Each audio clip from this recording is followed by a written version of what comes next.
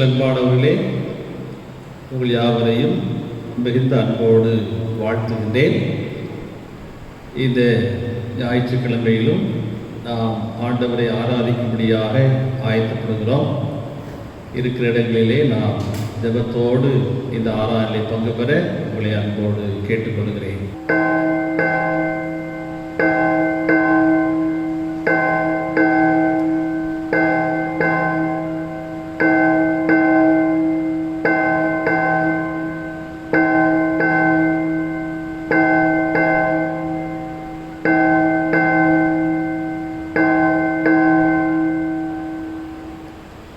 ஜெபம் பண்ண கிடப்போம்.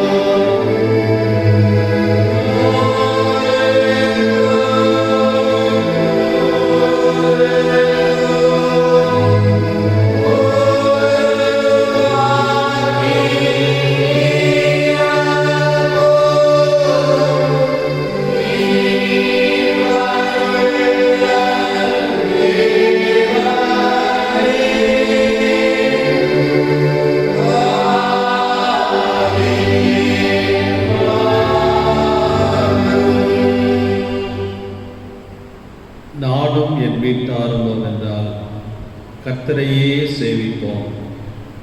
கர்த்தரை தொழுது கொள்ளுகிறவர்கள் ஆவியோடும் உண்மையோடும் தொழுது கொள்ள கடவோம். இந்த ஜனத்தை எனக்கென்று ஏற்படுத்தினேன், இவர்கள் என் துதியை சொல்லி வருவார்கள். மகிமையும் வல்லமையும் ஆட்சிமையும் கிருபை நிறைந்த எங்கள் பரிசுத்தம் உள்ள தந்தையே, இந்த வடமகிழ்ச்சி நாளுக்காக உங்களுக்கு ஸ்தோத்திரம் செலுத்துகிறோம். இந்நிமிட வரையிலும் நீர் எங்களை கண்ணின் மணியை போல பாதுகாத்து வந்திருக்கிற ஸ்தோத்திரம்.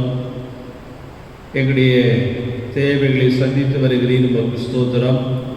எல்லா விதமான தீமைகளுக்கு விலக்கி எங்களை பாதுகாத்து கொண்டிருக்கிறீர் உங்களுக்கு ஸ்தோத்திரம்.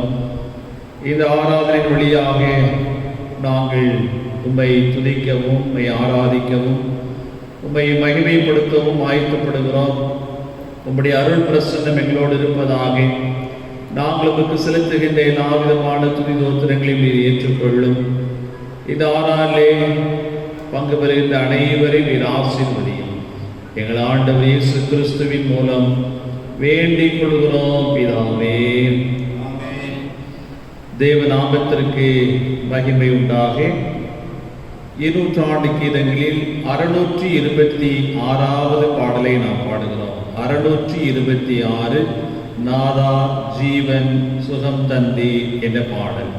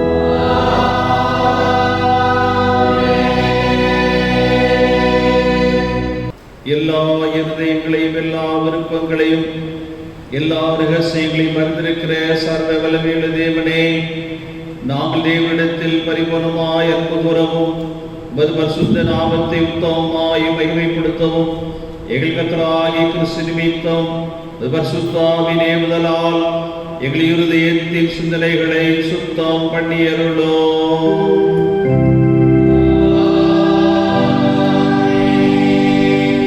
நமது இரட்சகராகிய கிறிஸ்து திருவடம் பற்றி சொல்லிய வார்த்தைகளாவனே, நம்முடைய தேவனாகிய கர்த்தர் ஒருவரே கர்த்தர்.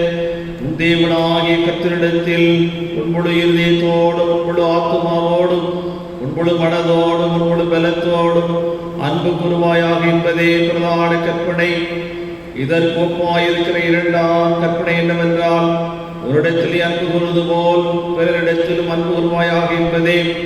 இவைகளிலும் பெரிய கற்பனை வேறொன்றுமில்லை என்றார்.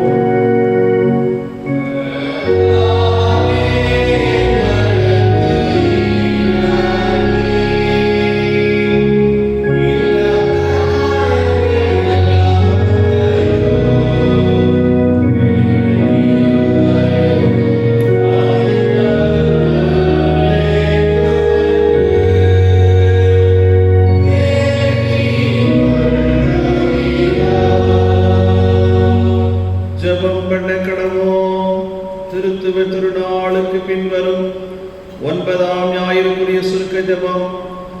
எல்லாம் வல்ல ஆண்டவரே, உம்மாலே அன்றி நன்மையானதொன்றையும் செய்ய திராணியற்றவர்களாகி நாங்கள் உமது திரு சித்தத்தின்படி நடக்க உம்மாலே திராணியுள்ளவர்களாகும்படி செம்மையானவைகளை எப்பொழுதும் சிந்திக்கவும் செய்யவும் தக்க மனதை எங்களுக்கு தந்தருள வேண்டும் என்று எங்கள் கர்த்தராகிய இயேசு கிறிஸ்துவின் மூலமாய் வேண்டிக் கொள்கிறோம்.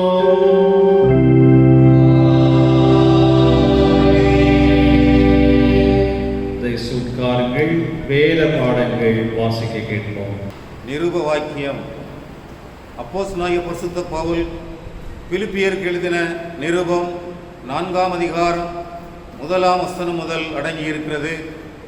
பிலிப்பியர் 4ஆம் அதிகாரம் 1ஆம் வசனம் முதல். ஆதலால் எனக்கு பிரியமும் வாஞ்சையுமான சகோதரரே, எனக்கு சந்தோஷமும் கிரீடமுமானவர்களே, பிரியமானவர்களே, இந்தபடியே கர்த்தருக்குள் நிலைத்திருங்கள். கர்த்தருக்குள் ஒரே சிந்தையாயிருக்க எயோதியாளுக்கும் சிந்திகையாளுக்கும் புத்தி சொல்லுகிறேன். அன்றையும் என் உத்தம கூட்டாளியே, அவர்களுக்கு உதவியாயிருக்கும்படி உன்னையும் வேண்டிக் கொள்ளுகிறேன். அவர்கள் கிளைவந்தோடும் மற்ற என் உடன் வேலையாட்களோடும் கூட சுசேஷ விஷயத்தில் என்னோட கூட மிகவும் பிரயாசப்பட்டார்கள். அவர்களுடைய நாமங்கள் ஜீவ புஸ்தகத்தில் எழுதியிருக்கிறது. கர்த்தருக்குள் எப்பொழுதும் சந்தோஷமாயிருங்கள், சந்தோஷமாயிருங்கள் என்று மறுபடியும் சொல்லுகிறேன். உங்கள் சாந்த குணம் எல்லா மனுஷருக்கும் தெரிந்திருப்பதாக. கர்த்தர் சமீபமாயிருக்கிறார். நீங்கள் ஒன்றுக்கும் கவலைப்படாமல் எல்லாவற்றையும் குறித்து உங்கள் விண்ணப்பங்களை ஸ்தோத்திரத்தோடே கூடிய ஜெபத்தினாலும் வேண்டுதலினாலும் தேவனுக்கு தெரியப்படுத்துங்கள். அப்பொழுது எல்லா புத்திக்கும் மேலான தேவ சமாதானம் உங்கள் இருதயங்களையும் உங்கள் சிந்தைகளையும் கிறிஸ்து இயேசுவுக்குள்ளாக காத்துக்கொள்ளும். கடைசியாக சகோதரரே, உண்மை உள்ளவைகள் எவைகளோ, ஒழுக்கம் உள்ளவைகள் எவைகளோ, நீதி உள்ளவைகள் எவைகளோ, கற்புள்ளவைகள் எவைகளோ, அன்புள்ளவைகள் எவைகளோ, நற்கீர்த்தி உள்ளவைகள் எவைகளோ, புண்ணியம் எதுவோ, புகழ் எதுவோ, அவைகளையே சிந்தித்து கொண்டிருங்கள். நீங்கள் என்னிடத்தில் கற்றும் அடைந்தும் கேட்டும் கண்டும் இருக்கிறவைகள் எவைகளோ அவைகளையே செய்யுங்கள். அப்பொழுது சமாதானத்தின் தேவன் உங்களோடு இருப்பார் என்பது நிருப வாக்கியம் வாசித்து முடிந்தது.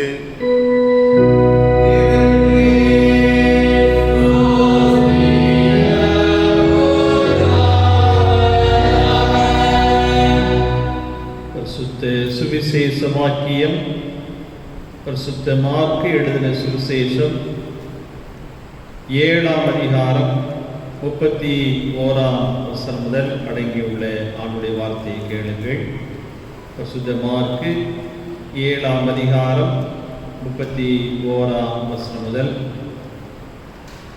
மறுபடியும் இயேசு தீரு சீதோன் பட்டணங்களின் எல்லைகளை விட்டு புறப்பட்டு தெக்கப்போலியின் எல்லைகளின் வழியாய் கலிலேயா கடல் அருகே வந்தார். அங்கே கொண்டை வாயுடைய ஒரு செவிடனை அவனிடத்தில் கொண்டு வந்து அவர் தமது கையை அவன் மேல் வைக்கும்படி வேண்டிக் கொண்டார்கள். அப்பொழுது அவர் அவனை ஜனக்கூட்டத்தை விட்டு தனியே அழைத்து கொண்டு போய் தம்முடைய விரல்களை அவன் காதுகளில் வைத்து உமிழ்ந்து அவனுடைய நாவை தொட்டு வானத்தை அண்ணாந்து பார்த்து பெருமூச்சு விட்டு எப்பத்தா என்றார். அதற்கு திறக்கப்படுவாயாக என்று அர்த்தமாம். உடனே அவனுடைய செவிகள் திறக்கப்பட்டு அவனுடைய நாவின் கட்டும் அவிழ்ந்து அவன் செவையாய் பேசினான். அதை ஒருவருக்கும் சொல்ல வேண்டாம் என்று அவர்களுக்கு கட்டளையிட்டார். ஆகிலும் எவ்வளவு அதிகமாய் அவர்களுக்கு கட்டளையிட்டாரோ அவ்வளவு அதிகமாய் அவர்கள் அதை பிரசித்தம் பண்ணி எல்லாவற்றையும் நன்றாய் செய்தார். செவிடர் கேட்கவும் ஊமையர் நேசப்படுகிறார் என்று சொல்லி மென்மேலும் ஆச்சரியப்பட்டார்கள் என்பது.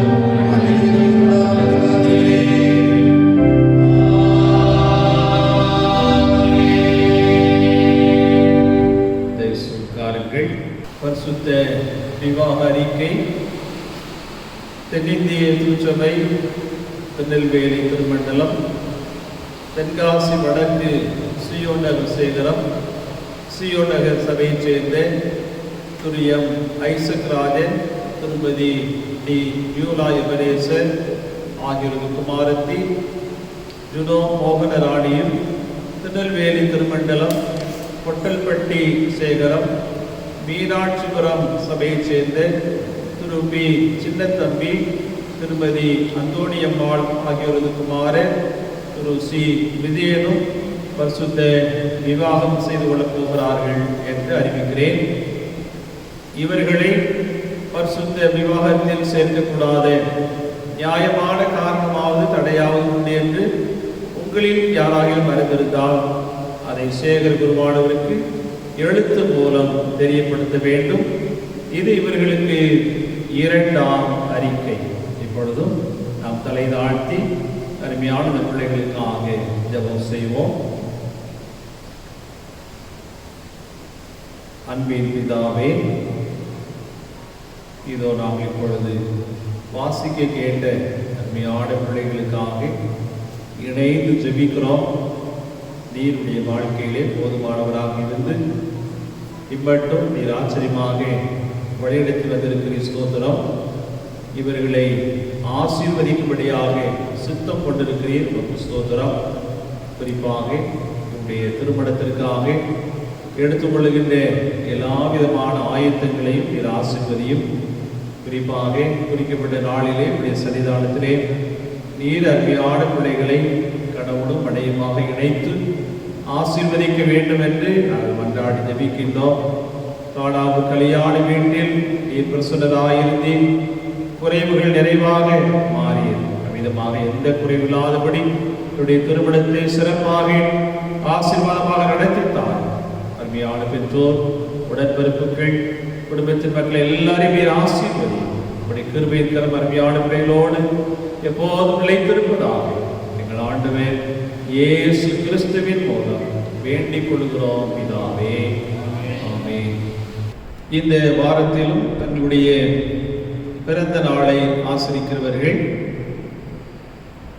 9ஆம் தேதி mister M Anthony Samy, care of Mr M தாசையா.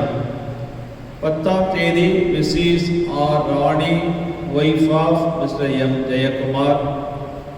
13ஆம் தேதி Mr J Daniel Glad Stephen.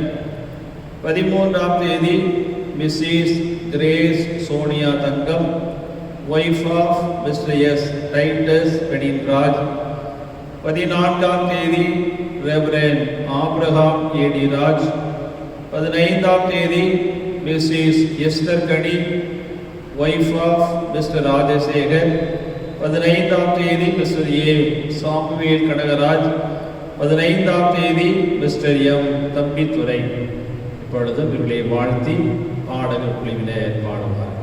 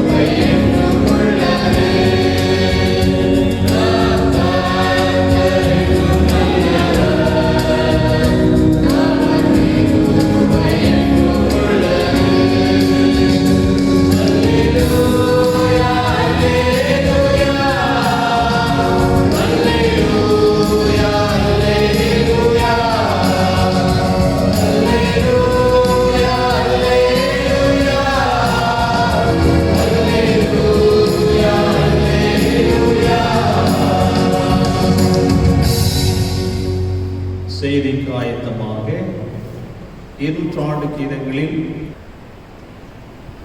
நாம் தலை தாழ்த்தி ஜெபிப்போம். வருஷத்தை நன்மையினால் முடிசூட்டுகிற எங்கள் பரிசுத்தம் உள்ள தந்தையே, இந்த வாரத்திலும் தங்களுடைய பிறந்த நாளை ஆசரிக்கிறபடி பிள்ளைகள் யாவருக்காகவும் திருச்சபையாக நாங்கள் இணைந்து ஜெபிக்கிறோம், இவர்களை வாழ்த்துகின்றோம். கர்த்தாவே, கடந்து போன ஆண்டு முழுவதும் நீர் விழுக்கு பாராட்டிய எல்லா நன்மைகளையும் வழிநடத்தலையும் ஒரு விசை எண்ணி பார்த்து நாங்கள் உங்களுக்கு ஸ்தோத்திரம் செலுத்துகிறோம். புதிய ஆண்டு இவர்கள் ஒவ்வொருவருக்கும் மிகுந்த ஆசீர்வாதமாக இருக்கட்டும். புதிய ஆண்டிலே தங்களுடைய வாழ்க்கையிலே, குடும்பத்திலே எதிர்பார்த்து கொண்டிருக்கிற நன்மைகளையும் ஆசீர்வாதங்களையும் பெற்றுக்கொள்ள நீர் அனுக்கிரகம் செய்யும். குறிப்பாக உடைய பிள்ளைகள் அனைவருக்கு வேண்டிய நல்ல ஆலோசனைகளை கொடுத்து இவர்களை ஆசீர்வதியும். எல்லா விதமான தீமைகளுக்கு விலைக்கு பாதுகாத்துக் கொள்ளும். நன்மையினாலும் கிருபையினாலும் உங்களை முடிசூட்டி ஆசீர்வதியும். எங்கள் ஆண்டவர் இயேசு கிறிஸ்துவின் மூலம் வேண்டிக் கொள்கிறோம் பிதாவே.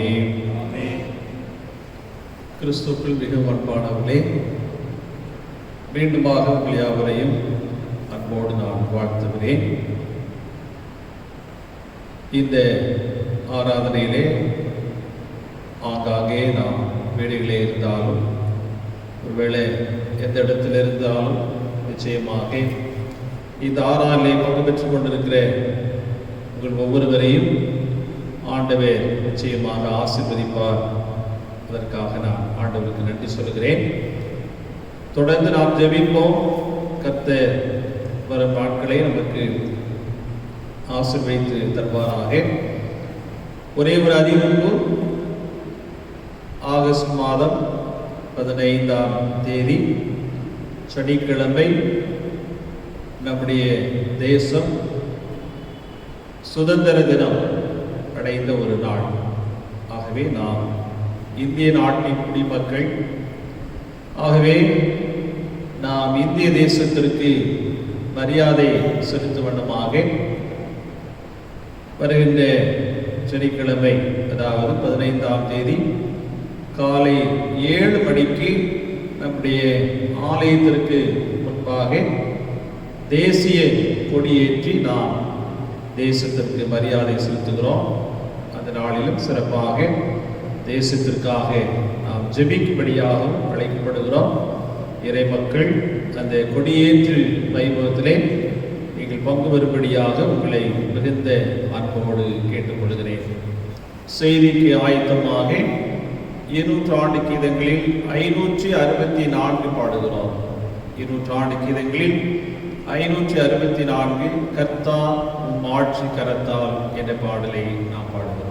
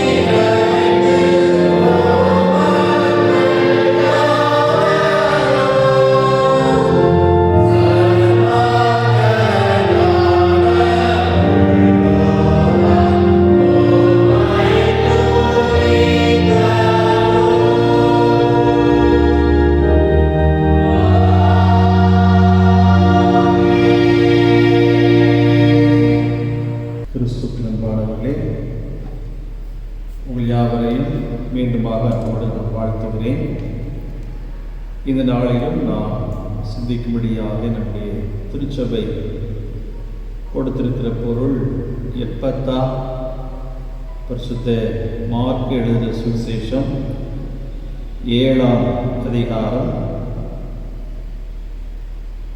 35ஆம் வசனம்.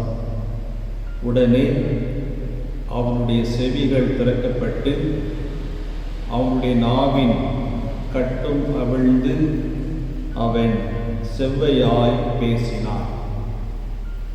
அன்பானவர்களே, ஆண்டவர் இயேசு கிறிஸ்துவினுடைய ஊழியத்தை நாம் கவனித்து பார்க்கின்ற பொழுது இரண்டு விதமான ஊழியம் அவருடைய வாழ்க்கையிலே முக்கிய பங்கு வகித்தது.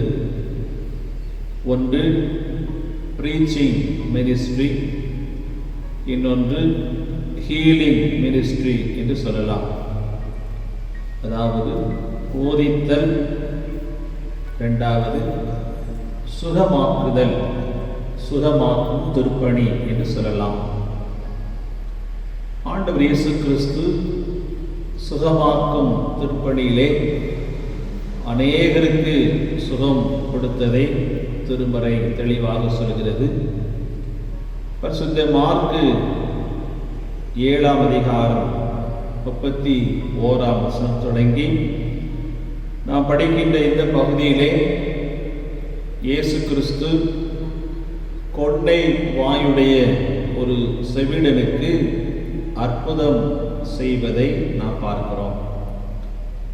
இந்த ஆராதனையிலே எவ்விதமாக இந்த மனிதனுக்கு அற்புதத்தை செய்கிறார், அவருடைய செயல்பாடுகள் என்ன என்பதை நான் உங்களோடு பகிர்ந்து கொள்ள விரும்புகின்றேன்.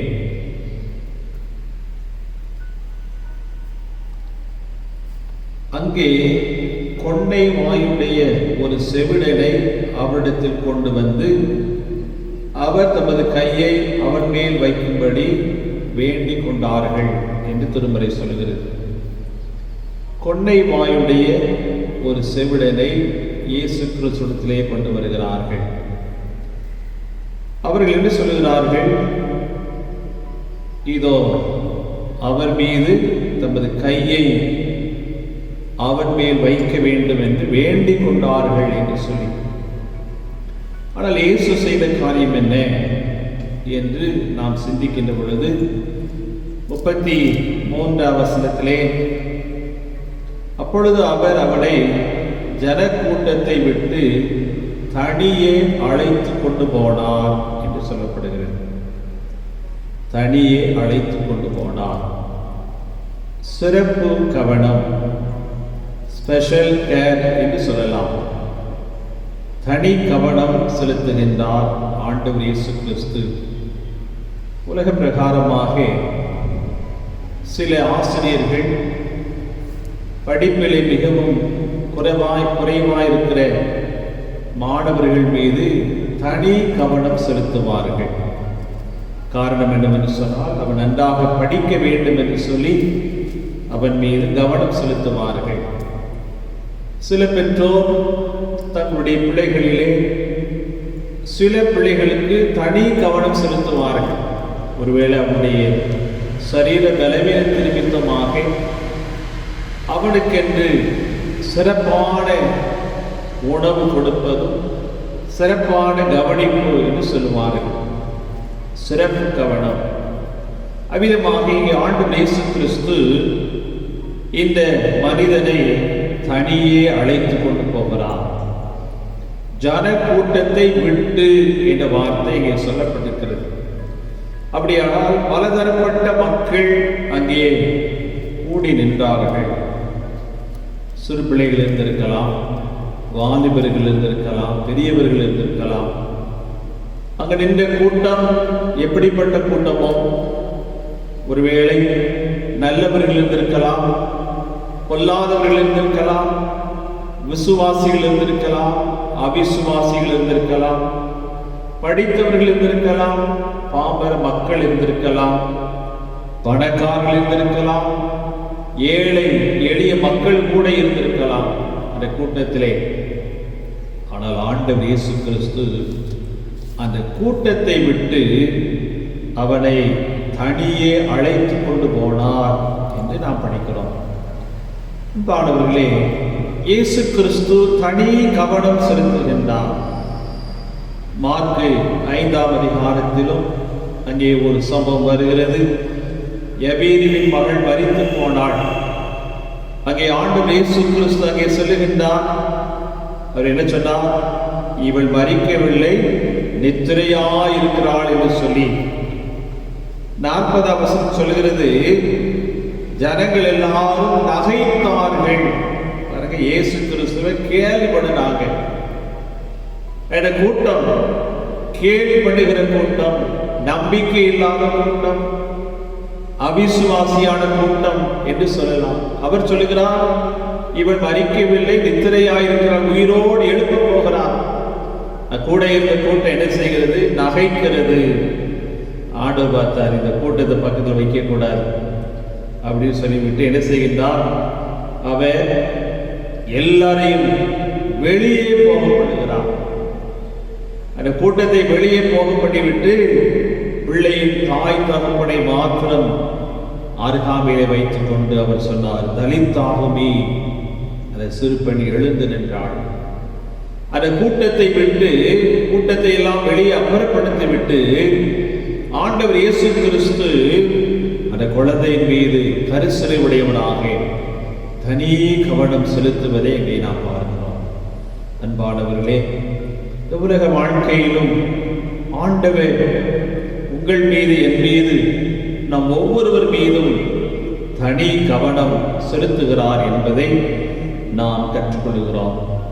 இரண்டாவதாக அந்த பகுதியை நாம் சிந்திக்கின்ற பொழுது இயேசு கிறிஸ்துவினுடைய சிறப்பு செயல், ஸ்பெஷல் டூயிங், தனி கவனம் செலுத்தினவர் சிறப்பு செயல் என்று அங்கே நாம் பார்க்கிறோம். என்ன செய்தார்? 33ஆம் வசனத்தை பாருங்கள். தம்முடைய விரல்களை அவன் காதுகளில் வைத்து உமிழ்ந்து அவருடைய நாவை தொட்டு என்று சொல்லப்படுகிறது. அன்பானவர்களே, ஆண்டவர் இயேசு கிறிஸ்து ஒரு சிறப்பான செயல். ஒருவேளை இந்த பகுதியை நாம் சிந்திக்கின்ற பொழுது இயேசு கிறிஸ்து 31ஆம் வசனத்திலே சொல்லப்பட்டிருக்கிறது, அவர் தீரு சீதோன் பட்டணங்களின் எல்லைகளை விட்டு புறப்பட்டு தெக்கப்போலியின் எல்லைகள் வழியாக கலிலேயா கடல் அருகே வந்தார் என்று சொல்லப்பட்டிருக்கிறது. அவருடைய இந்த பிரயாணமே ஒரு ஸ்பெஷல் ஜேர்னி என்றுதான் சொல்ல வேண்டும். காரணம் என்னவென்று சொன்னால், அவர் தீரு பட்டணத்தை தொடர்ந்து கலிலேயாவுக்கு செல்கின்றவர் நேர தெற்கு முகமாக வர வேண்டும். ஆனால் எங்க போறாரு? சீதோன் பட்டணத்திற்கு செல்கின்றார். அது வடக்கே இருக்கிறது. தீரு பட்டணத்திற்கு வடக்கே இருக்கிறது. தெற்கே சுற்ற வேண்டியவர் வடக்கே செல்கின்றார். பிற்பாடு வெகு தூரம் சுற்றி தெக்கப்போல் என்ற பகுதிக்கு வருகின்றார். அதன் பிற்பாடுதான் கலிலேயாவுக்கு வருகின்றார். அப்படியானால் இந்த ஒரு மனிதனுக்காகவே இந்த பிரயாணம் அமைந்திருக்க கூடுமோ என்று சொல்லக்கூடிய அளவுக்கு ஆண்டவருடைய செயல் அமைந்திருப்பதை முதலாவது நான் நினைவுபடுத்த விரும்புகிறேன். அது மாத்திரமல்ல, அவர் என்ன செய்கிறார்? அங்கே திருமறை சொல்லுகிறது, தம்முடைய விரல்களை அவன் காதுகளில் வைத்து உமிழ்ந்து உடைய நாவை தொட்டு என்று சொல்லப்படுகிறது. இயேசு கிறிஸ்துடைய செயல் அங்கே நாம் பார்க்கிறோம். அன்பானவர்களே, தம்முடைய விரல்களை அவருடைய காதுகளிலே வைக்கின்றார். காது கேட்க முடியாத மனிதன் இயேசு கிறிஸ்து தம்முடைய விரல்களை அவருடைய காதுகளிலே வைக்கின்றார். அது மாத்திரமல்ல, உமிழ்கின்றார். உமிழ்நீர் அதை அவருடைய நாவை என்ன செய்தால் அதை வைத்து தொடுகிறார். தொட்டு என்று சொல்லப்பட்டிருக்கிறது. மார்க் எழுதின சுவிசேஷம் 8ஆம் அதிகாரம் 23ஆம் வசனத்திலே நாம் படிக்கிறோம், குருடனுடைய கையை பிடித்து அவனை கிராமத்திற்கு வெளியே அழைத்து கொண்டு போய் அவன் கண்களில் உமிழ்ந்து என்று சொல்லப்பட்டிருக்கிறது. யோவான் 9ஆம் அதிகாரத்திலும் பிறவி குருடன் ஆண்டு என்ன செய்கின்றார்? உமிழ்ந்து சேர் உண்டாக்கி அவருடைய கண்களிலே பூசி நீ போய் சீலோவாம் குளத்திலே கழுவு என்று சொல்கிறார். அப்படியானால் சில அற்புதங்களை செய்வதற்கு இயேசு கிறிஸ்து தன்னுடைய உமிழ் நீரை பயன்படுத்துகின்றார். அந்த காலத்தில் சொல்லுவாங்க, ஏதாவது சரீரத்தில் சின்ன காயம்தான் என்ன செய்யணும்? உமிழ்நீரை தொட்டு போடு, அது சரியாயிரும் என்று சொல்லுவாங்க. அவ்விதமாக இங்கே ஆண்டவர் இயேசு கிறிஸ்து என்ன செய்கிறார்? உமிழ்நீரை அவருடைய நாவை தொடுகின்றார். நாவை தொட்டு என்று சொல்லப்படுகிறது. நாம் சற்று கொஞ்சம் சிந்தித்து பார்க்கின்ற பொழுது சில சமயத்தில் இயேசு கிறிஸ்து நம்முடைய வாயினாலே சொன்ன உடனே சுகம் கிடைத்து விடுகிறது. பார்வை அடைவாயாக அல்லது சுகம் அடைவாயாக என்று சொல்லி. ஆனால் இங்கே நாம் பார்க்கிறோம், ஆண்டவர் சிறப்பான செயல்களை செய்கின்றார், தொடுகின்றார். தொடப்பட்ட மனிதன் எப்படிப்பட்டவன்? சாதாரணமான ஒரு மனிதன். காது கேட்காது, வாய் சரியான முறையில் பேச முடியாத கொன்னை வாயன். ஆனால் ஆண்டவர் இயேசு கிறிஸ்து அவனை தொடுகிறார். அவருடைய நாவை தொடுகிறார், காதுகளை தொடுகிறார். ஒருவேளை இந்த காலத்தில் அன்னைக்கு ஒருவர் சொல்லிக் கொண்டிருந்தார், இப்போ ஏதாவது சொல்ல வேண்டும் என்று சொன்னால் மருத்துவரிடத்தில் செல்ல முடியாது, அநேகர் பார்ப்பதில்லை என்று சொல்லிவிடுகிறார்கள். ஆனால் சில மருத்துவரை செய்கிறார்கள், நோயாளி கிட்ட வருவது கிடையாது, 3 அடி அல்லது 10 அடி தள்ளி அவரை வைத்துக் கொண்டு விசாரித்து என்ன செய்கிறார்கள்? மருத்துவம் பார்க்கிறார்கள். தொடுவதற்கே பயப்படுகிறார்கள். இப்ப அப்படிப்பட்ட ஒரு காலத்தில் இருக்கிறோம். யாரானாலும் யாரையும் தொடுவதற்கு யோசிக்க வேண்டியது இருக்கிறது. ஏனென்று சொன்னால் இந்த கொடிய நோய் பரவிவிடும் நோய் என்று சொல்லி. அன்பானவர்களே, ஆண்டவர் இயேசு கிறிஸ்து அவர் தொடுகிறார், நாவை தொட்டார் என்று சொல்லி பார்க்கிறோம். அன்பானவர்களே, இயேசு கிறிஸ்துடைய சிறப்பான செயல் அவர் அங்கே நாவை தொட்டு என்று நாம் பார்க்கிறோம். மூன்றாவதாக அதே பகுதியை நாம் சிந்திக்கின்ற பொழுது 34 வசனத்தை பாருங்கள். சிறப்பான ஒரு ஜெபம் ஏறெடுக்கிறார். சிறப்பான ஒரு ஜெபம். வானத்தை அண்ணாந்து பார்த்து பெருமூச்சு விட்டு எப்பத்தா என்றார். அதற்கு திறக்கப்படுவாயாக என்று அர்த்தமா? அன்பானவர்களே, இயேசு கிறிஸ்து ஒரு சிறப்பான ஜெபம் செய்கின்றார். எவ்விதமாக? வானத்தை அண்ணாந்து பார்த்து. மார்க் 6ஆம் அதிகாரம் 41ஆம் வசனத்திலும் 5 அப்பங்களையும் 2 மீன்களையும் ஆண்டவர் இயேசு கிறிஸ்து தம்முடைய கரங்களிலே வைத்தவராக வானத்தை அண்ணாந்து பார்த்து ஜெபம் பண்ணுகிறார். ஒருவேளை இது யூத ரபிமார்களுடைய வழக்கம். யூத மக்கள் ஜெபிக்கின்ற பொழுது தன்னுடைய கைகளை வானத்திற்கு நேராக ஏறெடுத்து வானத்தை அண்ணாந்து பார்த்து ஜெபிப்பார்கள். ஆண்டவர் இயேசு கிறிஸ்துவும் இந்த அருமையான மனிதனுக்காக வானத்தை அண்ணாந்து பார்த்து ஜெபிக்கின்றார். எவ்விதமாக ஜெபிக்கின்றார்? பெருமூச்சு விட்டு. பாருங்கள், எப்பொழுது பெருமூச்சு விடுவோம்? வாழ்க்கையில ரொம்ப ஒரு கஷ்டமான நேரத்துல தான் பெருமூச்சு விடுவோம். இயேசு கிறிஸ்து இந்த மனுஷனுக்காக பெருமூச்சு விட்டு ஜெபிக்கின்றார். அன்பானவர்களே, இன்றைக்கும் ஆவியானவர் நமக்காக பெருமூச்சு விடுகிறார். அதை நாம் திருமறையிலே படிக்கிறோம். ரோமர் 8ஆம் அதிகாரம் 26ஆம் வசனத்தை நாம் பார்க்கின்ற பொழுது அப்போஸ்தலனாகிய பரிசுத்த பவுல் இவ்விதமாக கூறுகிறார். ரோமர் 8ஆம் அதிகாரம் 26ஆம் வசனத்தை நான் படிக்கிறேன். அந்தபடியே ஆவியானவரும் நமது பலவீனங்களில் நமக்கு உதவி செய்கிறார். நாம் ஏற்றபடி வேண்டிக் கொள்ள வேண்டியது என்று அறியாமல் இருக்கிறபடியால். பாருங்கள், ஆவியானவர் தாமே வாக்கு கடங்காத பெருமூச்சுகளோடு நமக்காக வேண்டுதல் செய்கிறார். அநேகங்களில் நமக்கு ஜோமன தெரியவில்லை. நாம் என்ன ஜோமனு தெரியாமல் இருக்கிறோம். அப்படிதான் திருமறை சொல்லுகிறது. நாம் ஏற்றபடி வேண்டிக் கொள்ள வேண்டியது என்று அறியாமல் இருக்கிறபடியால் ஆவியானவர், பரிசுத்த ஆவியானவர், இன்னைக்கு பரிசுத்த ஆவியானுடைய காலத்திலே வாழ்ந்து கொண்டிருக்கிறோம். பரிசுத்த ஆவியானவர் நமக்காக பெருமூச்சுகளோடு வேண்டுதல் செய்கிறார். நன்றி திருச்சபையே, இன்னைக்கு நீங்கள் நானும் சுகித்திருக்கிறோம் என்று சொன்னார், ஆசீர்வதிக்கப்பட்டிருக்கிறோம் என்று சொன்னால் அதற்கு காரணம் பரிசுத்த ஆவியானவர் நமக்காக பாரத்தோடு பெருமூச்சுகளோடு வேண்டுதல் செய்கின்றார். அதை நாம் மறந்து போகக்கூடாது.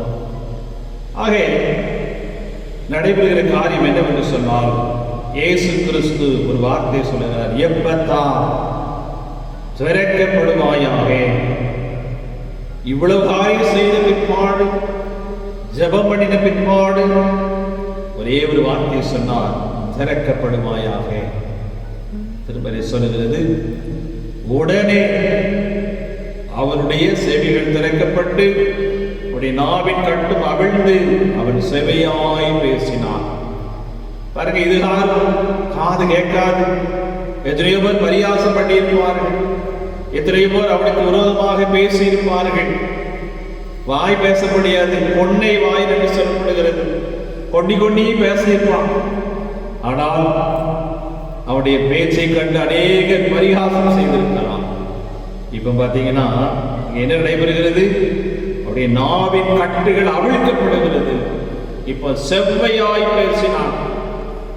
அவனுடைய பேச்சு ரொம்ப அழகான ஒரு பேச்சு, திறமையாக பேசுகிறான், கனிவோடு பேசுகிறான்.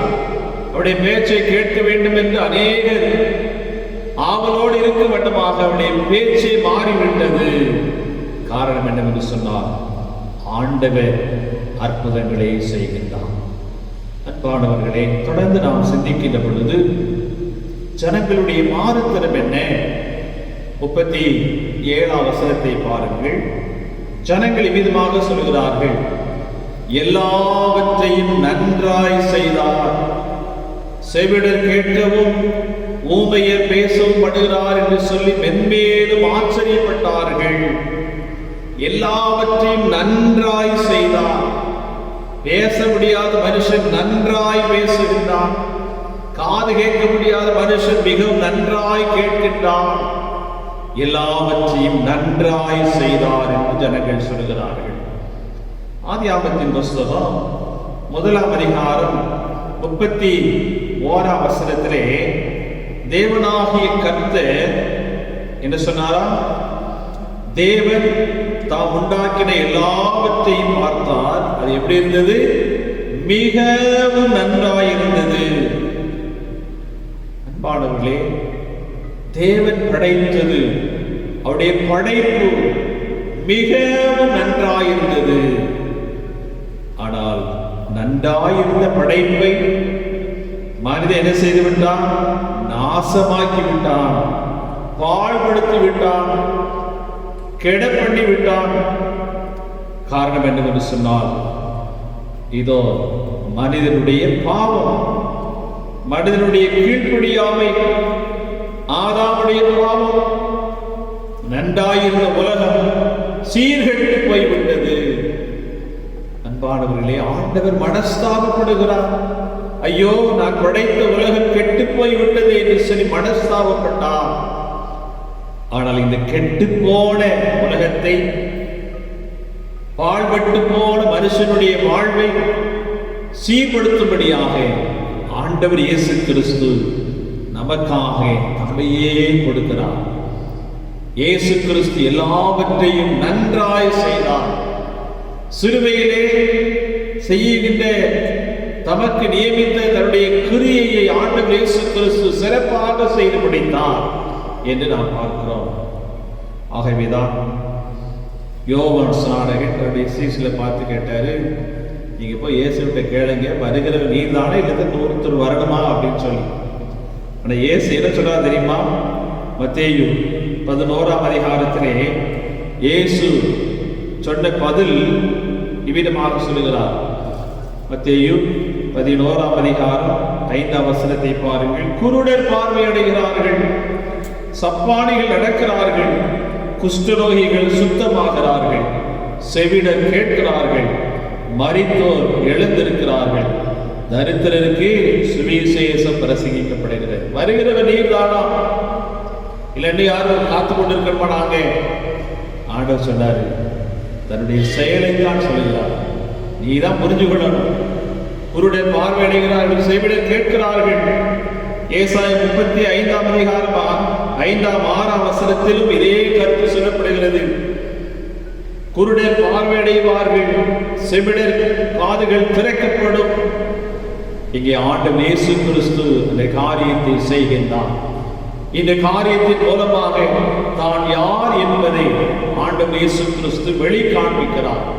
அதைத்தான் மார்க் 8ஆம் அதிகாரத்திலே அப்போஸ்தலனாகிய பரிசுத்த பேதுரு சொல்லுகின்ற பொழுது, நீர் யாரு? கிறிஸ்து என்று சொல்லி எதிர்பார்த்து கொண்டிருக்கிற மேசியா நீர்தான். இந்த அருமையான சுகமாக்குகின்ற திருப்பணியின் மூலமாக இயேசு கிறிஸ்து தம்மை யார் என்பதை வெளிக்காண்பிக்கிறார். ஜனங்கள் எல்லாரும் சொல்லுகிற சாட்சி என்ன? எல்லாவற்றையும் நன்றாய் செய்தார். அன்பானவர்களே, இன்றைக்கும் ஆண்டவர் இயேசு கிறிஸ்து நம் மீது சிறப்பு கவனம் செலுத்துகிறார். சிறப்பு செயல்களை செய்து கொண்டிருக்கிறார்.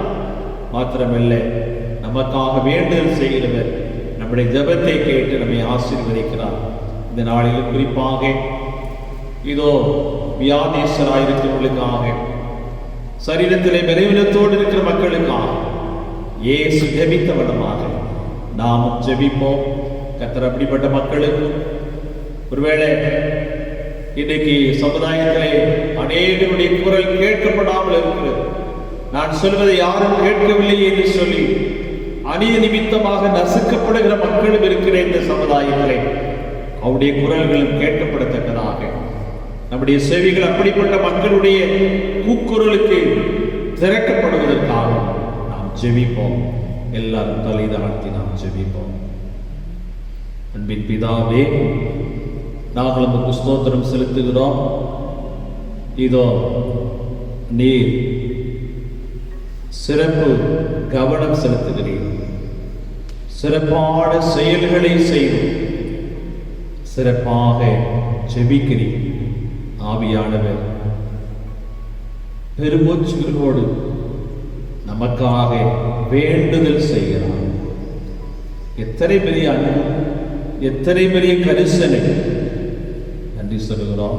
இந்த நாளில் குறிப்பாக சரீரத்திலே பலவீனத்தோடு இருக்கிற ஒவ்வொருவருக்காக ஜெபிக்கிறோம். கண் தெரியாதவர்கள், காது கேட்க முடியாதவர்கள், நடக்க முடியாதவர்கள், இன்னும் அங்கவீனமாயிருக்கிற ஒவ்வொருவருக்காக ஜெபிக்கிறோம். அப்படிப்பட்ட மக்களுடைய வாழ்வு சுயித்திருக்க நாங்கள் மன்றாடி ஜெபிக்கின்றோம்.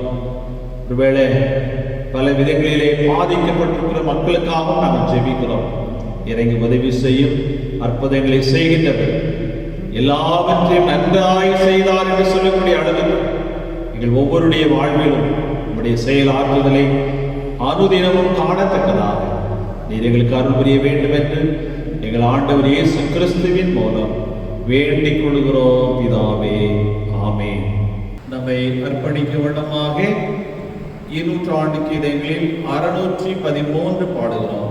200 ஆண்டு கீதங்களில் 613 ஒரு மருந்தரும் குரு மருந்து என்ற பாடலை நாம் பாடுவோம்.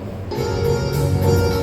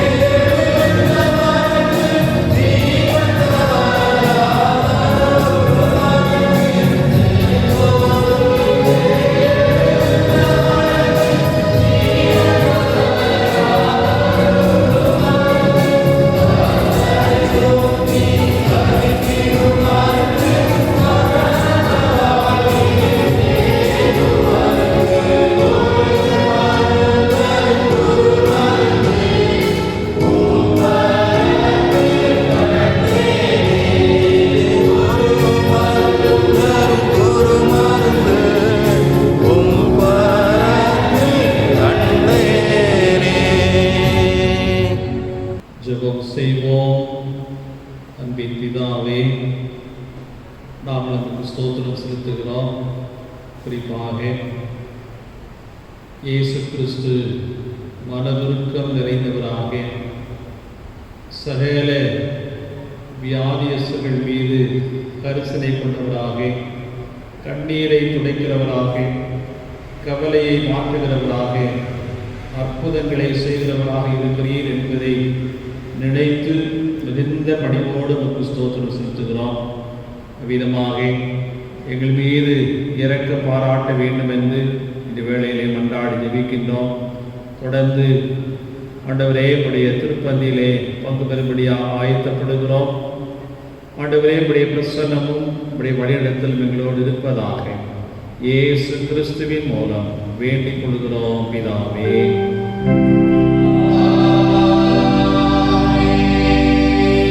ஜெபம் பண்ண கடவோம். உங்கள் பாவங்களின் நிமித்தம் இதயத்தோட உண்மையாய் மனஸ்தாபப்பட்டு பிறரிடத்தில் அன்பு சிநேகமாயிருந்து இனி தேவனுடைய கட்டளை கை கொண்டு புதிதாக்கப்பட்டவர்களாய் அவருடைய பரிசுத்த மார்க்கத்தில் நடப்போம் என்று தீர்மானித்திருக்கிற நீங்கள் விசுவாசத்தோடு சேர்ந்து உங்களுக்கு ஆறுதல் உண்டாக இந்த பரிசுத்த சாக்கிரமத்தை வாங்கிக் கொள்ளுங்கள். அதற்காக பணிவாய் முழங்கால் படியிட்டு சர்வ வல்லமையுள்ள தேவனை நோக்கி உங்கள் பாவங்களை மன தாழ்மையாய் அறிக்கையிடுங்கள். யாவரும் சேர்ந்து சொல்லுவோம். சர்வ வல்லமையுள்ள தேவனே, எங்கள் கர்த்தராகிய இயேசு கிறிஸ்துவின் பிதாவே, சகலத்தையும் சிருஷ்டித்தவரே, சகல மனிதருக்கும் நியாயாதிபதியே, தேவனே வணக்கங்களாக நான் அழைக்கிறேன் வார்த்தையினாலும் கிரியினாலும் திவ்ய மகத்துவத்துக்கு புரோதமாய் அனுமதித்து செய்த பலவிதமான பாவங்களையும் அகிரங்கங்களையும் அறிக்கையிட்டு புலம்புகிறோம். இந்த குற்றங்களை குறித்து நான் உண்மையாய் மனஸ்தாபப்பட்டு முழுமனதோடு துக்கப்படுகிறோம். அவளை நினைத்து வேதனைப்படுகிறோம். அவளைகளாலே சுமக்கப்படாத பாரம் எங்களுக்கு இறங்கும். மிகுந்த இறக்கமுள்ள பிதாவே எங்களுக்கு இறங்கும். நாங்கள் செய்த யாரையும் ஒதுக்குமாறும் எங்களுக்கு இயேசு கிறிஸ்துவின் எங்களுக்கு மண்டியும் நாமத்திற்கு கடமும் மகிமை உண்டாக நாங்கள் புதிதாக்கப்பட்டவர்களாய் இனி எப்பொழுது ஊழியர் செய்து பிரியமாய் நடந்து வரும்படி எங்கள் கர்த்தராகிய இயேசு கிறிஸ்துவின் மூலமாய் கட்டளையிடுகிறோம்.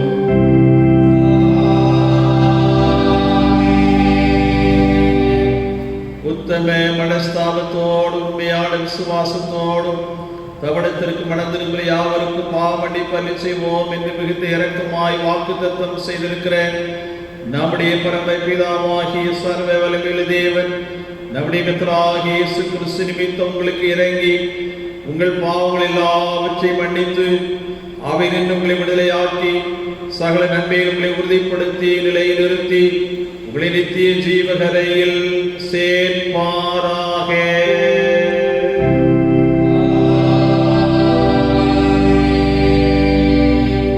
தம்மிடத்தில் உண்மையாய் மனதிருக்கிற யாவருக்கும் நமது இரட்சகராகிய கிறிஸ்து திருவுளம் பெற்றுகிற ஆறுதலான வார்த்தைகளை கேளுங்கள்.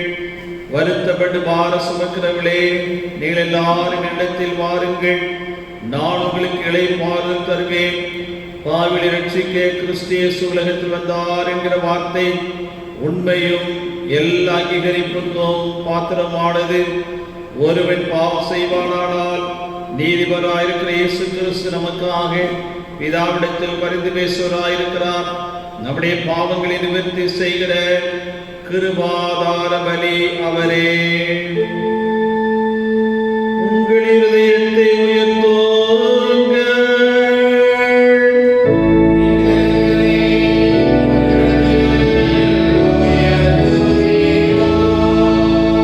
நம்முடைய கர்த்தராகிய தேவனுக்கு ஸ்தோத்திரம் செலுத்த கடவோம்.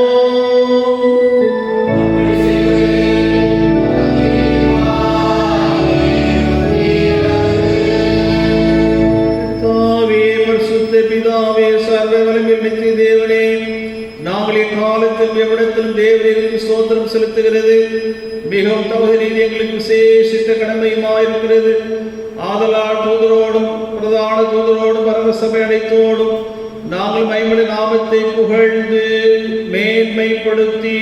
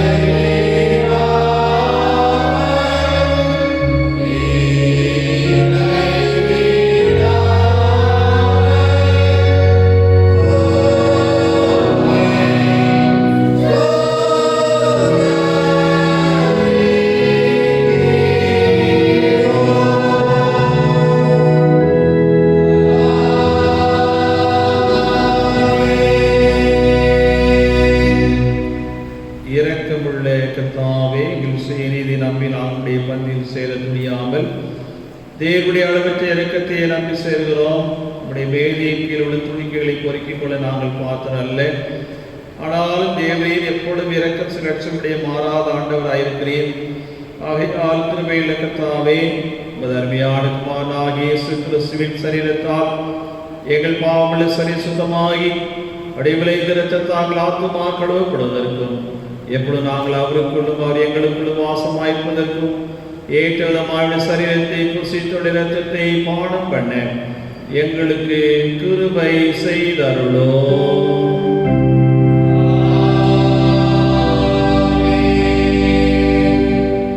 சர்வ வல்லமையுள்ள தேவனே, எங்கள் பரம பிதாவே, தேவரீர் எங்களுக்கு பொருத்தமாய் இறங்கி இப்படி ஒரே குமாரனாகிய இயேசு கிறிஸ்து சிலுவையில் மரணமடைந்து எங்களை மீட்டுக் கொள்ளும்படி அவரை தந்தருளினீரே.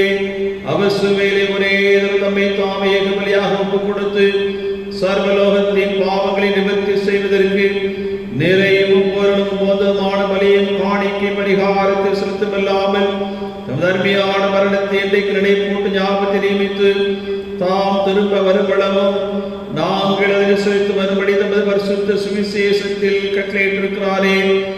இரக்கமுள்ள பிதாவே, எங்கள் ஜெபத்தை கேட்டருளி குமாரனும் லட்சமாகிய இயேசு கிறிஸ்து கட்டளையிட்ட பரிசுத்த நியமத்தின்படி நாங்களுடைய பாடுகளை மரணத்தை நினைவுகூர்ந்து சிறு சிவதார்த்தங்களாகிய இந்த அப்பத்தையும் திராட்சத்தையும் பெற்றுக் கொள்ளும் போது அவருடைய பரிசுத்தமுள்ள சரீரத்திற்கு இரத்தத்திற்கு பங்குகளாம்படி கிருபை செய்ய வேண்டும் என்று மிகவும் தாழ்மையாய் வேண்டிக் கொள்கிறோம். அவே தாம் காட்டி கொடுக்கப்பட்ட ராத்திரியிலே அப்பத்தை எடுத்து ஸ்தோத்திரம் பண்ணி அதை பிட்டு சீசர்களுக்கு கொடுத்து, நீங்கள் வாங்கி புசியுங்கள், இது உங்களுக்காக கொடுக்கப்படுகிற என்னுடைய சரீரமாயிருக்கிறது, என்னை நினைவுபடி செய்யுங்கள் என்றார். அப்படியே போஜனம் பண்ணின பின்பு அவர் பாத்திரத்தை எடுத்து ஸ்தோத்திரம் பண்ணி அவர்களுக்கு கொடுத்து, நீங்கள் எல்லாரும் இதிலே பானம் பண்ணுங்கள், இது பாவமடிப்புண்டாபடி உங்களுக்கு ஆமணியருக்காக சொல்லப்படுகிற புது உடன்படிக்கைக்குரிய என்னுடைய இரத்தமாயிருக்கிறது. இதை பாடம் பண்ணும் பொழுதெல்லாம் என்னை நினைவுபடி செய்யுங்கள் என்று திருவிழம் பற்றினார்.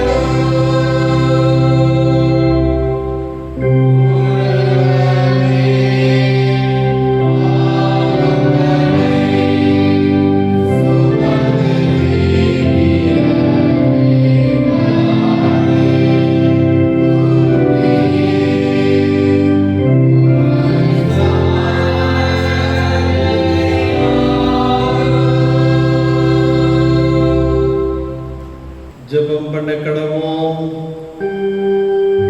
மண்டலங்களில் இருக்கிற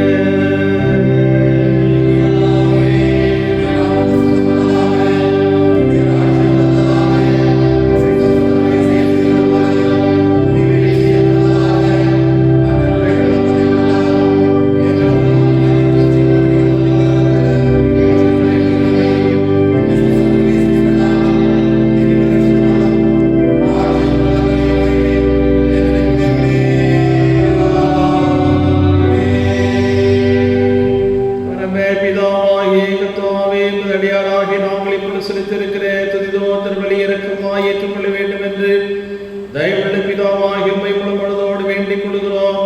உம்முடைய குமாரனாகிய இயேசு கிறிஸ்துவின் புண்ணியத்தினால் மரணத்தினால் அவர் திரு இரத்தத்தை பற்றி விசுவாசத்தின் மூலமாய் நாங்களும் மற்றபடி சபை அடைத்து மன்னிப்பையும் அவர் பாடுகளினால் உண்டான மற்றெல்லா நன்மைகளையும் பெற்றுக்கொள்படி தேவனை கிருபை செய்ய வேண்டும் என்று மிகவும் தாழ்மையாய் பிரார்த்திக்கிறோம்.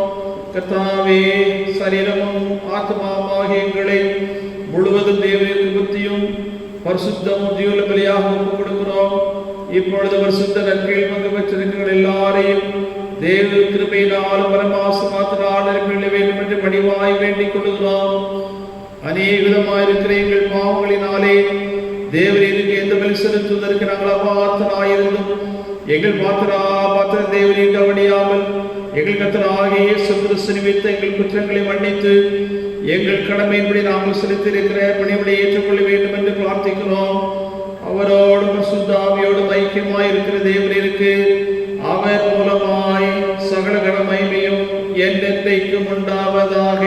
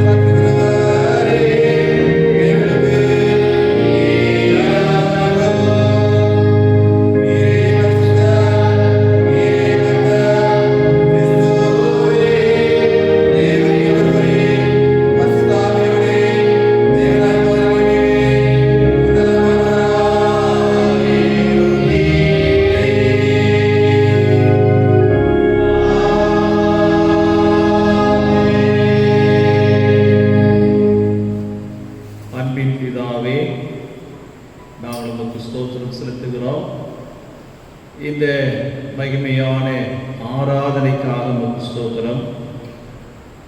சூழல் நிமித்தமாக நாங்கள் இருக்கிற இடங்களிலே ஆண்டவரே உம்மை மகிமைப்படுத்த உம்மை ஆராதிக்க எங்களுக்கு கிருபை செய்திருக்கிறீர். உமக்கு ஸ்தோத்திரம். அன்பின் கர்த்தாவே, உம்முடைய பிரசன்னம் எங்களோடு இருந்தமைக்காக நன்றி. எல்லா சூழ்நிலைகளிலும் எங்களுக்கு போதுமானவராக இருக்கிறீர். உமக்கு ஸ்தோத்திரம். உம்முடைய அன்பையும் உம்முடைய இரக்கத்தையும் ஒரு விசை எண்ணி பார்க்கிறோம். குறிப்பாக இயேசு கிறிஸ்து திரளான ஜனங்களை கண்ட பொழுது அவர் மனதுருகினார் என்று திருமறை சொல்கிறது. ஆமாண்டவரே, எங்கள் மீது மனதுருக்கம் காண்பிக்கிற தேவன் நீர். உலகம் எங்களை வேறு கோணத்திலே பார்க்கலாம், உலகம் எங்களை பரிகசிக்கலாம், உலகம் எங்களை இதோ தவறான எண்ணத்தோடு கூட பார்க்கலாம். ஆனால் ஆண்டவர் இயேசு கிறிஸ்து மனதுருக்கம் உடையவராக எங்கள் மீது நீர் பாராட்டுகின்ற உடைய அன்பை நாங்கள் ஒரு விசை எண்ணி பார்த்து எங்களுடைய உள்ளத்தின் ஆழத்திலிருந்து நமக்கு தோத்திரங்களை செலுத்துகிறோம். தகப்பனே, எல்லா சூழ்நிலைகளிலும் நீர் எங்களை ஆச்சரியமாக வழியடைத்துக் கொண்டிருக்கிறீர். நமக்கு ஸ்தோத்திரம். தொடர்ந்து இந்த ஆராதனையிலே பங்கு பெற்றிருக்கிற எல்லாரையும் நீர் ஆசீர்வதி. ஒருவேளை எங்களுடைய திருச்சபையின் பிள்ளைகள் பல்வேறு இடங்களிலிருந்து பார்த்து கொண்டிருக்கலாம், இந்த ஆராலே பங்கு பெற்றுக் கொண்டிருக்கலாம், இன்னும் அநேகர் இந்த ஆராலே பார்க்கலாம். சுவாமி, யாரெல்லாம் யூடியூப் மூலமாக இந்த ஆராயிலே பங்கு பெற்றிருக்கிறார்களோ அனைவரையும் நீர் ஆசீர்வதியும். மனுஷன் முகத்தை பார்ப்பான், நீர் உள்ளங்களை பார்க்கிற ஆண்டவர். ஆகாரை கண்ட ஆண்டவர், ஆகாருடைய கண்ணீரை துடைத்த ஆண்டவர், எங்களை காண்கிற தேவனாக இருக்கிறீர். உமக்கு ஸ்தோத்திரம். ஆம் ஆண்டவரே, எங்களுடைய உள்ளத்தின் பாரங்களையும் உள்ளத்தின் தேவைகளையும் அறிந்திருக்கிறவராக இருக்கிறீர். உமக்கு ஸ்தோத்திரம். ஒவ்வொருடைய வாழ்விலும் தனிப்பட்ட தேவைகள், குடும்ப தேவைகளை எல்லாம் சந்தித்தரும் நிறைவான மகிழ்ச்சியை கொடுத்து ஆசீர்வதிங்க. குறிப்பாக இந்த வேளையிலும் தென்காசி வடக்கு சியோன் நகர் சேகரத்திற்காக, சேகரத்தை சார்ந்த எல்லா குடும்பங்களுக்காக நாங்கள் ஜெபிக்கிறோம்ப்பா. தகப்பனே, ஒவ்வொரு குடும்பத்தையும் நீ பெயர் சொல்லி ஆசீர்வதிங்க. சிறு பிள்ளைகளை ஆசீர்வதியும், வாலிப சகோதர சகோதரிகளை ஆசீர்வதியும், பெரியவர்களை ஆசீர்வதியும், வயோதிபடியில் இருக்கிறவர்களையும் கிருபையினால் நிரப்பும். குறிப்பாக இந்த கொரோனா என்ற ஒரு கொடிய தொற்று கிருமி நிமித்தமாக உலகமே பாதிக்கப்பட்டிருக்கிறது. எங்களுடைய பகுதியில் பாதிப்பை நாங்கள் பார்க்கிறோம் சுவாமி. ஆனாலும் நீர் எங்களை பாதுகாக்கிற தேவன் என்பதை நாங்கள் நம்பி உம்மை சார்ந்து உம்முடைய ஒத்தாசைக்காக நாங்கள் கெஞ்சுகிறோம். எல்லா தீமைகளுக்கும் விலக்கி உடைய பிள்ளைகளை பாதுகாத்துக் கொள்ளுங்கள் சுவாமி. வெகு சீக்கிரத்திலே இந்த சூழ்நிலையெல்லாம் மாறட்டும் ஆண்டவரே. கடலை காற்றை மதற்றின் ஆண்டவர், அமைதியை கொடுத்த ஆண்டவர், இந்த காலங்களிலே உடைய செயலாற்றுதலுக்காக நாங்கள் கெஞ்சுகிறோம். கர்த்தர் பெரிய காரியங்களை செய்யும். தொடர்ந்து உடைய கிருபையின் வசதி அவரோடு இருப்பதாக எங்களை தாழ்த்தி அர்ப்பணித்து ஜெபிக்கிறோம். தொடர்ந்து நீர் எங்களுக்கு வேண்டிய நல்ல ஆலோசனைகளை தந்து வருகின்ற நாட்களையும் காலங்களையும் எங்கள் ஒவ்வொருவருக்கும் ஆசீர்வதித்து தர வேண்டும் என்று எங்கள் ஆண்டவர் இயேசு கிறிஸ்துவின் மூலம் வேண்டிக் கொள்கிறோம் பிதாவே.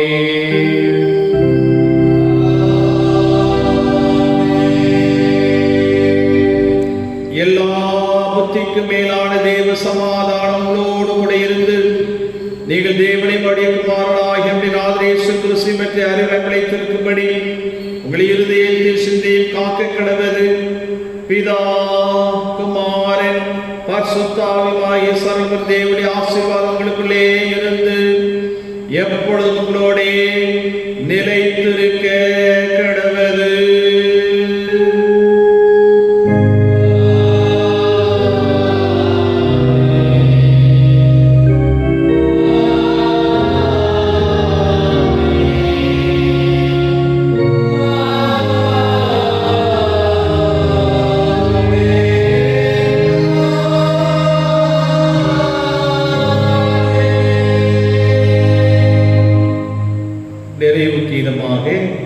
நூற்றாண்டு கீதங்களில் 62வது பாடல் வியாதியஸ்தர் மாலையில் என்ற பாடலை நாம் பாடுகிறோம்.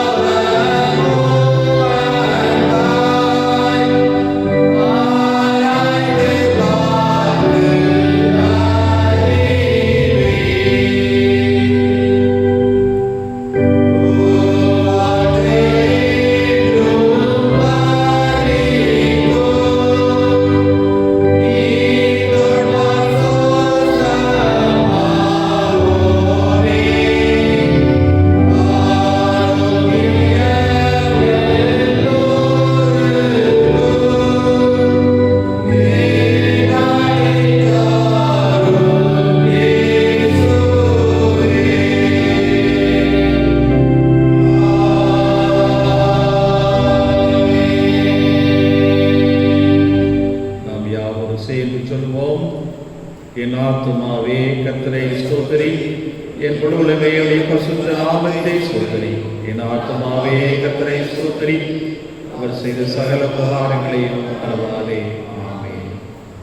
அன்பானவர்களே, ஆறாலே பங்கு பெற்றிருக்கிறேன் உங்கள் ஒவ்வொருவரையும் மீண்டுமாக அன்போடு வாழ்த்துகின்றேன். கர்த்தர் ஒவ்வொருவரையும் அளவில்லாமல் ஆசீர்வதிப்பாராக. ஆமென்.